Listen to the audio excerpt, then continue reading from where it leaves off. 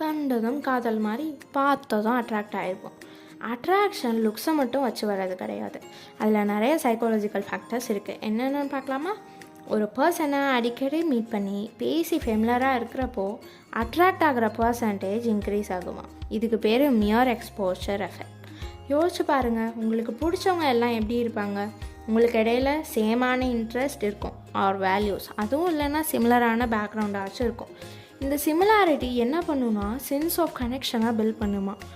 எனக்கு ஒன்று பிடிக்கும்பான்னு ஸ்ட்ரெயிட்டாக சொல்லாமல் ஆக்ஷனில் எக்ஸ்ப்ரெஸ் பண்ணுறப்போ ஆப்போசிட் பர்சன் எனக்கும் ஒன்று பிடிக்கும்னு எக்ஸ்ப்ரெஸ் பண்ணுவாங்கள்ல, அவங்களுக்கு ஈஸியாக attract ஆகிடுவோமா.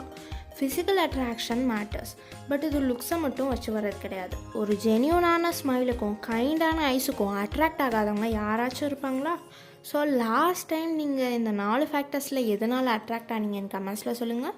Follow journey with for more insights in relationship.